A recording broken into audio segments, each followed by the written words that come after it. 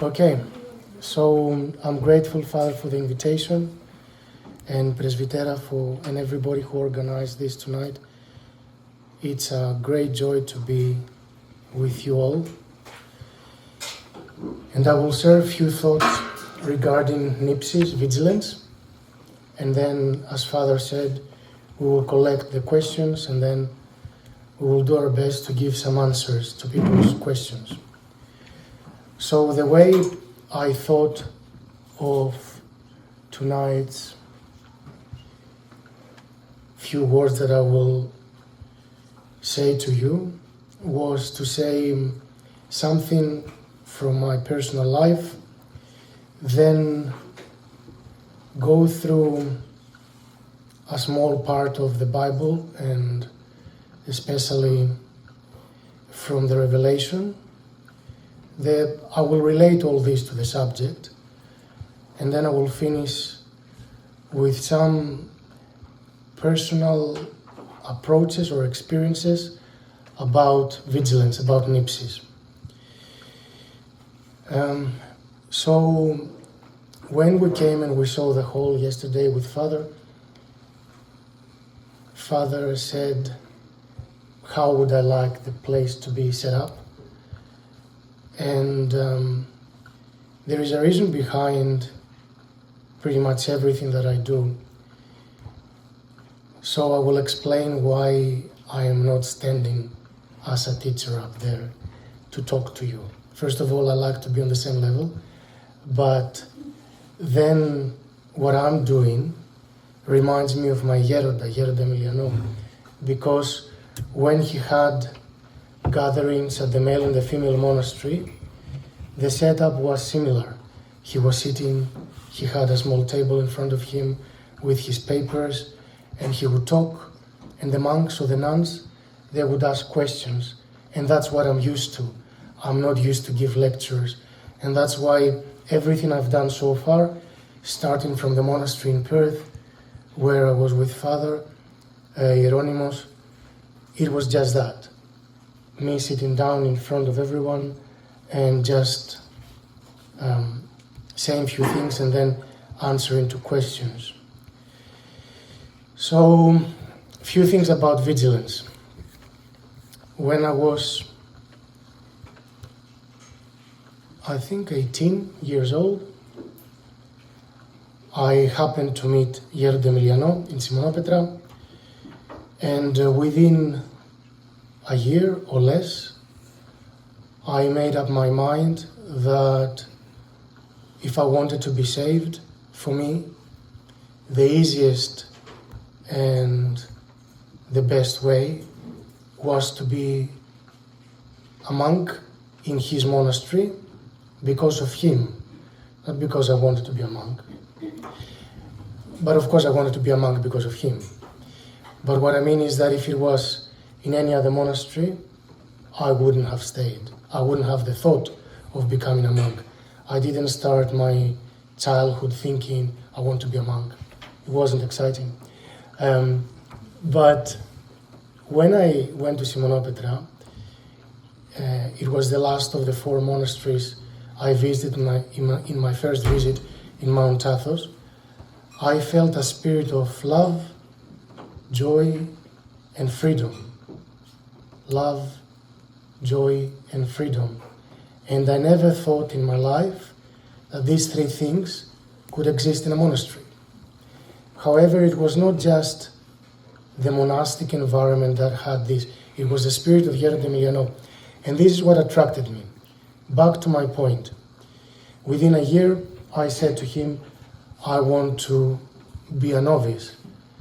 And usually, he was not easy to give the blessing for someone to give up his studies and join the brotherhood. But he did with me, and thank God he did, because a few years later he got sick, so I wouldn't have the chance to be tonsured by him if he didn't give me the blessing straight away. But he told me, you should go to your island and tell your father that you want to become a monk. I said, okay, I'm a dead man. Yeah. But I had to do what my elders told me to do. He said, how long do you need? I said, about a week. And I did that. I went to Aimilianos, that's where I was born and raised.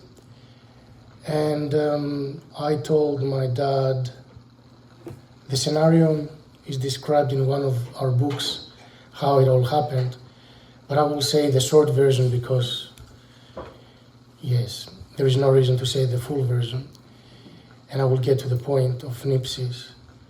So when I said to my dad, I got in his new car. He had bought a Mercedes, and we drove to the church that my grandmother had built, Sandana. And just before getting in, I had my little sister on my lap, and I said to my dad, the monastery is like a paradise of not worrying about anything. And that's why I want to give up everything and become a monk. Yeah. The thing that I want to tell you is that if I was to think about it when I was holding my sister and she started crying, and when I told my dad and he started getting all sort of his own reactions, if I was to think about it again, then I guess the thoughts would have determined my emotions, and my emotions would have influenced my decisions, and my decisions would have guided my actions. Long story short, I could have just quit my goal of becoming a monk. So without me knowing, at this point, I thought there is time for decisions and there is time for execution of the decisions. And I didn't allow my intellect to be occupied examining my decision. I separated the two. I don't even know how I thought of that. Like, I didn't know anything about vigilance, but this is pretty much what it is. I had made up my mind and I wouldn't look back. I would just think of how to get this done the best way without too much screaming and everything else, and just to keep going my way. So this was I would say my first experience with nipsis, with vigilance, with watchfulness, without even knowing that it would have been useful in a very simple setup that life was not simple, but in an everyday, or maybe whatever setup was that life brought me towards. And I was a person that once I would take a decision, I wouldn't look right or left. This was all my life. I don't know how. So when I realized that I should become a monk, I just did it. I joined the Brotherhood. And it was a surprise for the fathers because I did it like within a year, when other people, they might be going in and out from monasteries for decades and never make up their mind, should I get married, should I become a monk, what should I do? Once I put my mind on something, I don't look right or left. And actually, yes, this is what vigilance is. Focus, which is focus on Christ, focus on God, but the way that life treated me, it made me focus, because if I didn't do that, and if I didn't open the path in front of me myself, there wasn't much support growing up. So I had to do what I had to do, and to do this I had to stay focused. And I was practicing vigilance, nipsis, without knowing what it was. So this is the first part of what I wanted to tell you. Now we'll go to the second part, and bear with me to understand, hopefully. So I will read to you a small passage from the Revelation of St. John, from the 3rd chapter, where St. John talks about, it's actually Christ talking through St. John to the 7 churches. So the revelation, it's on its own a vision that St. John the theologian had, and Christ told him, write down this vision and send it to the 7 churches, to the angels of the 7 churches, meaning to the bishops of the 7 churches, as a message from me. So basically St. John was the messenger. And Elder Aimilianos used to say that the revelation is the history of our church. And also Elder Aimilianos was not someone who would look into any conspiracy theories or into scary explanations of the 666 and this sort of stuff. So I don't have this spirit. Don't expect to hear something like this. I will talk about vigilance the best I can. And everybody will be able to sleep without nightmares. So I will read the passage and then I'll say a few things. It starts from chapter 3, verse 14. And to the angel of the church of Laodiceans write, these things says the Amen, the faithful, the true witness, the beginning of the creation of God. I know your works, that you are neither cold nor hot. I would wish you were cold or hot. So then, because you are lukewarm and neither cold or hot, I will vomit you out of my mouth. Because you say, I am rich, I have become wealthy, and have need of nothing, and do not know that you are wrecked, miserable, poor, blind, and naked, I counsel you to buy from me gold refined in the fire, that you may be rich, and white garments, that you may be clothed, and the shame of your nakedness may not be revealed, and apply to your eyes eye drops, that you may see. As many as I love, I rebuke and chasten. Therefore be zealous and repent. Behold, I stand at the door and knock. If anyone hears my voice and opens the door, I will come in to him and dine with him, and he with me. To him who overcomes, I will grant to sit with me on my throne, as I also overcame and sat down with my Father on his throne. He who has an ear, let him hear what the Spirit says to the churches. So, just a few things on that. The revelation has been explained in lots of different ways. My approach is clearly spiritual, and how we can use what the revelation says for our own salvation. And I guess this was the reason why the revelation was written and sent to the 7 bishops, so that the bishops, they would understand what they are doing wrong and fix it. Otherwise, the revelation contains threats against the bishops that they were not doing what they were supposed to. So this is the last of the 7 epistles, is the last of the 7 angels, the 7 bishops that the revelation was going to be sent to. And it goes to the bishop of Laodiceans. Laodicea, the word, I think in Greek it means the trial of the people. So basically, behind this name, I think the meaning is that what this short passage of the revelation of the Bible tells us is for everyone. It's for all the people. And it's like Christ, he put himself into judgment by becoming human and going through crucifixion to give justification to us.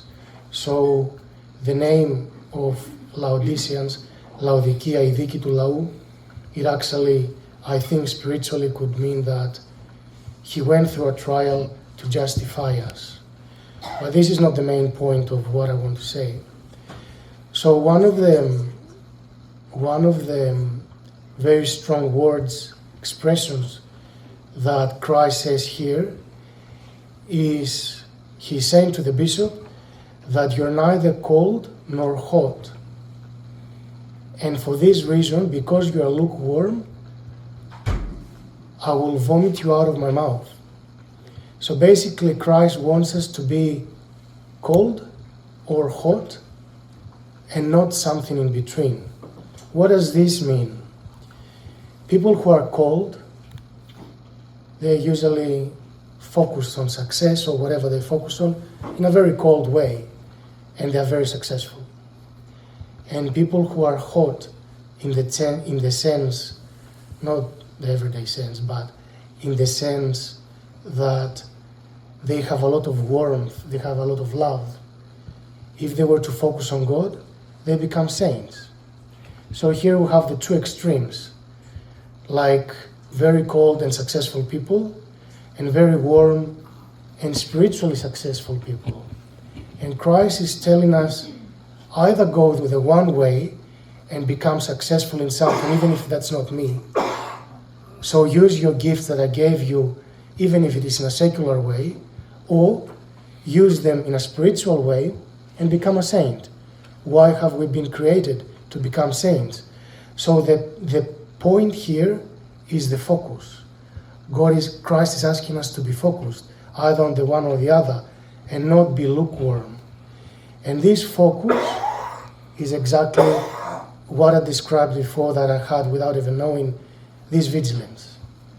So by being watchful, by understanding that I have a goal and I need to walk on the waves to reach to that goal, which is God, which is the eternal kingdom, I become warm because the difficulties and everything will soften up my heart. And if the focus that I have is success, I might become cold and I might step on people's backs and whatever else I need to do to be humanly successful. But interestingly enough, it's like God is telling us, have a purpose in life, even if it's not me, do something with your life. This is basically what this says. And then further down it says, behold, I stand at the door and knock. The thing is that God is knocking on our door, God is knocking on our intellect, but it's like the lights are on and no one's home. To be able to hear that He is knocking on the door, again, we need vigilance. Without nipsis, He will be knocking, but it's like we have headphones and we're listening to something we enjoy, and He will be knocking, but we will never respond. We will never open the door and He will never enter, and He will never invite us to dine with Him, and we will never end up dining with Him. So we need to train the ears of our existence with nipsis to be able to hear the knocking on the door when God is knocking. And how could God knock on our door? There is this nice passage of the Last Judgment, and Christ separates some people on His right, like the sheep, and some people on His left, as if they are goats, and they both wonder, we never saw you. Why are we judged like this? Like we never fed you, we never dressed you, we never visited you in the prison, we never did anything like this to you. And He says, basically He says, I was knocking on the door of your conscience through the people that you mistreated. And you never understood because you were never switched on. You never had the vigilance to be able to understand that it was me through them. And Elder Aimilianos used to say that we have to see in every person's face Christ. If we don't, he will be knocking on our door and we will never respond. So if anyone hears my voice and opens the door, I will come into him and dine with him, and he will dine with me.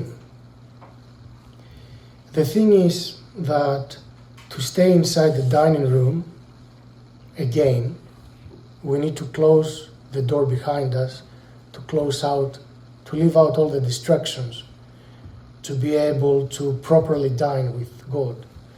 And sometimes we go to church and our mind is elsewhere. We go for Holy Communion and our mind is elsewhere. And I'm not saying that this is not a struggle, but what I'm saying is that once we train ourselves with vigilance, we will be able to pray properly and focus properly, everyone to as much as we can, of course.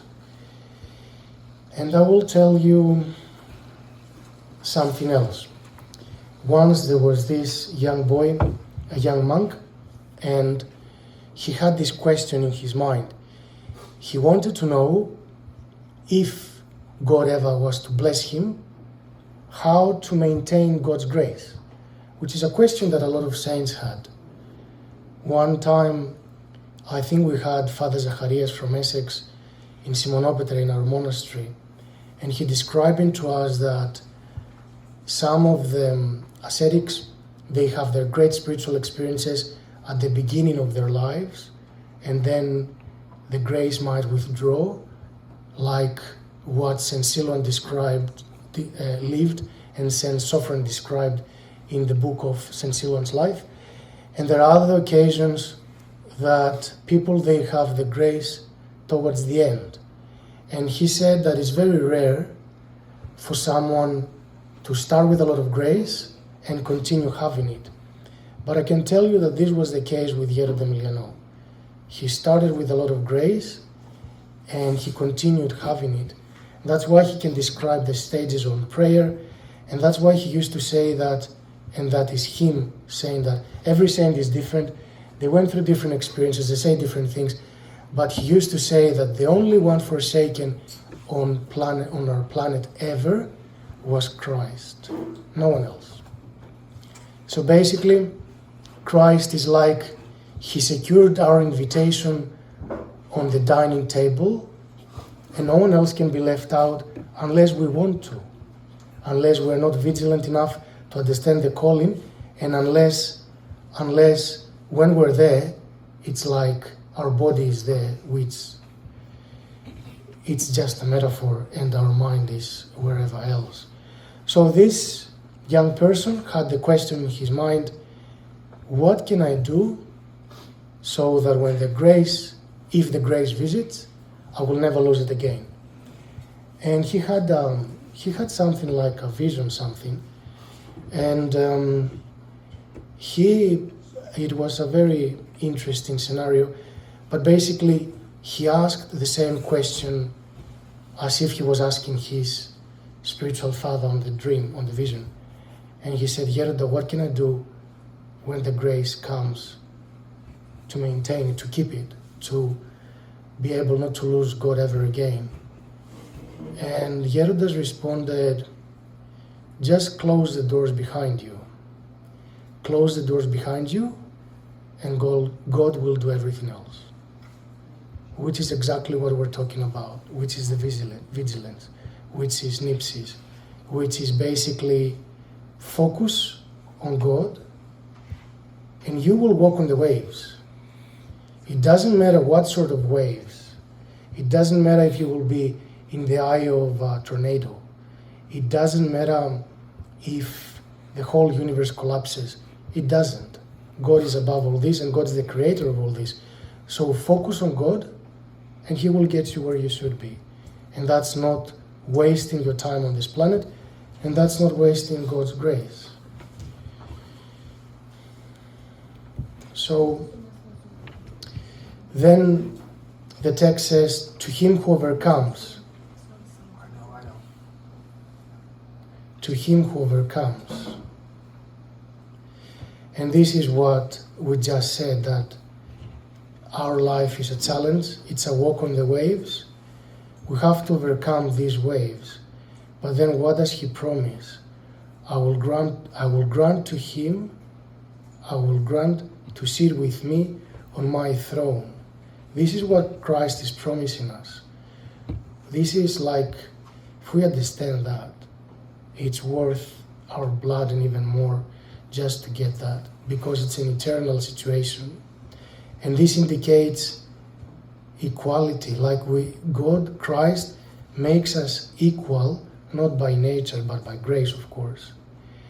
And then this reminds me of Theotokos, of Panagia, who in every holy altar is in the middle, according to our tradition, and she is called the Platitera των ουρανών, the broader than heavens. She is greater, bigger than the heavens. So they say for Panagia, they say for Our Lady, that the reason why God chose her to be the one to give birth to him, to incarnate God, was because Panagia, since she was little, she had this one quality, vigilance. So she was focused, fully focused on God. And that's why, as a young girl, she lived in the temple. And they say, the fathers of the church say that her thoughts, every thought she ever had, was only about God. If we do this, if we imitate our Theotokos in such a manner, in such a way, what we get in return is that we purify our nous, we purify our intellect. And when we do that, this is what all the saints did, when we purify our intellect, it's like, I don't know, it's a one-way ticket to heaven, basically. That's what it is. And it is not difficult to do. It is not difficult to do. Elder Aimilianos says that the first thing to do is to try to practice nipsis. The second thing that happens is that we get used to it, is that nipsis becomes a habit. It takes practice. But everything becomes a habit. And then we see things differently. We see things differently. So,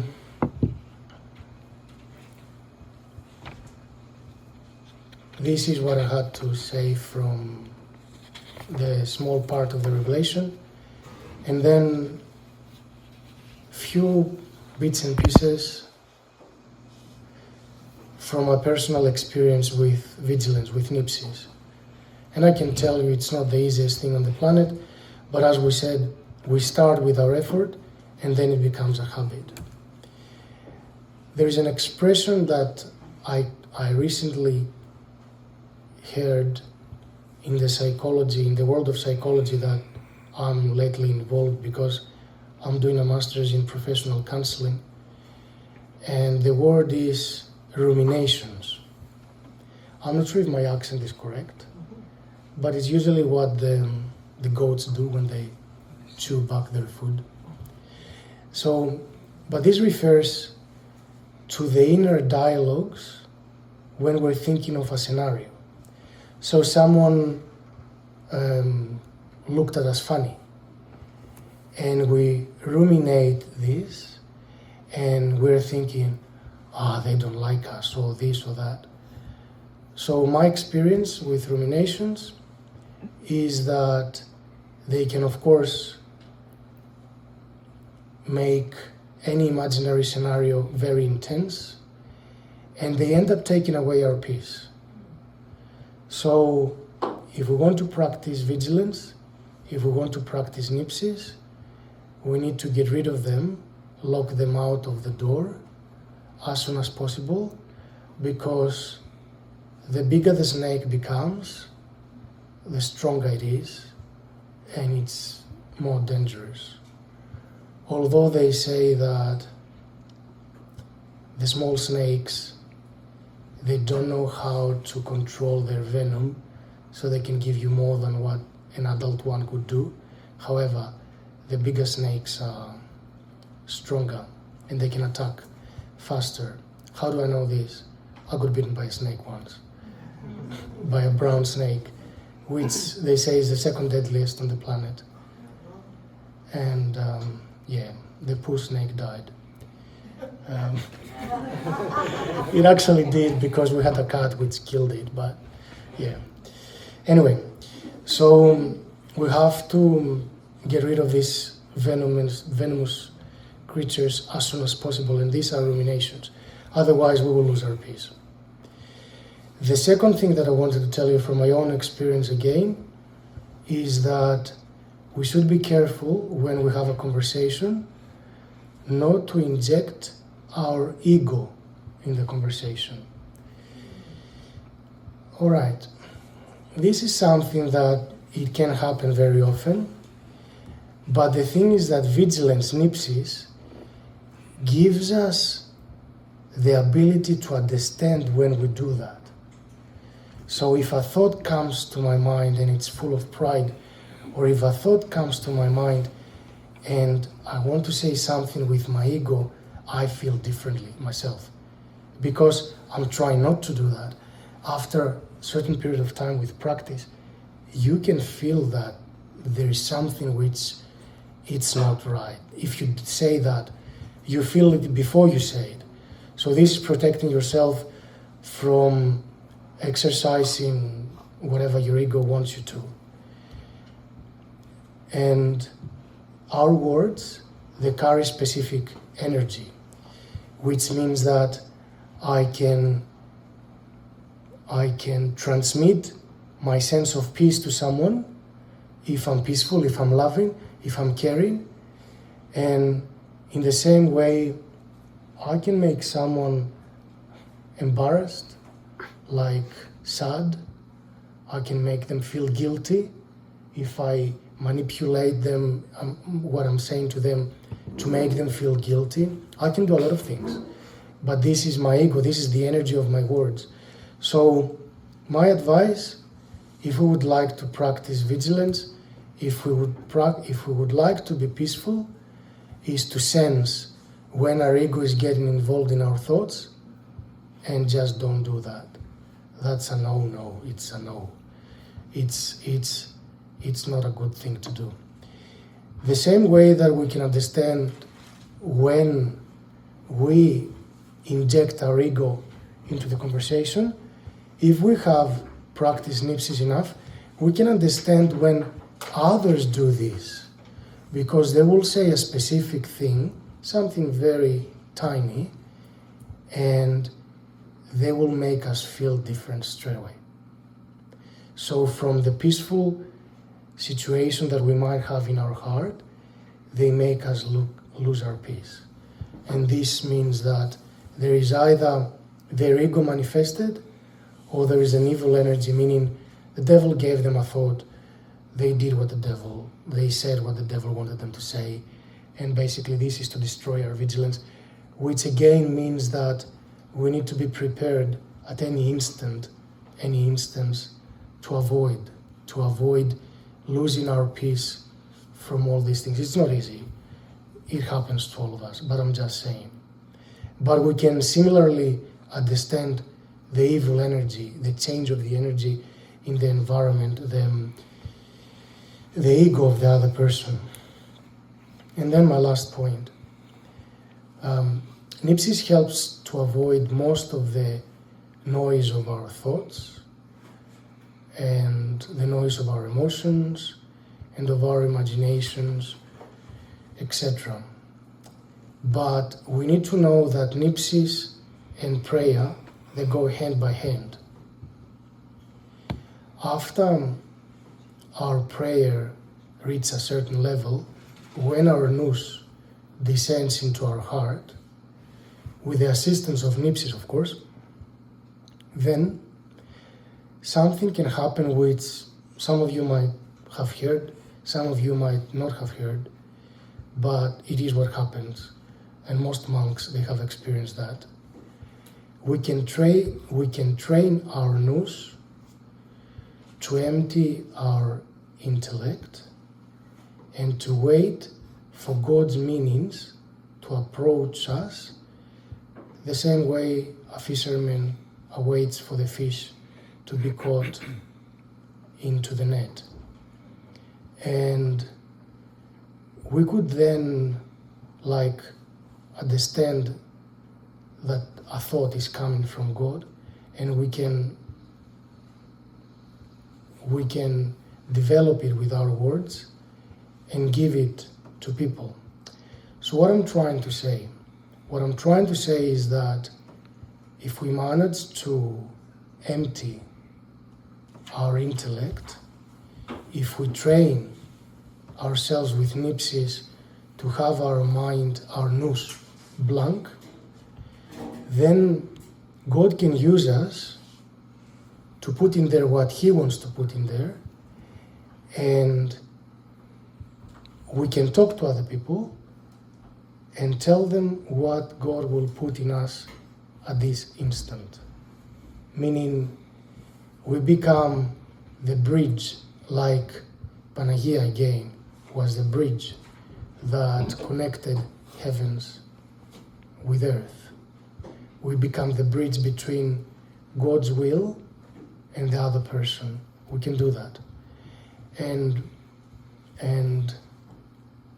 it's the exact same thing like our nous, the human nous, can multitask. We have no idea of our abilities because we never use them fully. Our nous can multitask. So the saints, the ascetics, they were able to pray, understand what God wants them to do, and say, and transfer it to the people straight away. The same way that the ascetics, they can pray the Jesus prayer, and they can talk at the same time, or they can pray the Jesus prayer and they can read at the same time. And all of this by being focused, by being operating through their heart, through their center of their existence. I don't know how easy this is to comprehend, but this is what it is. Now, I finished what I had to say. It's 7:45. I didn't even plan to.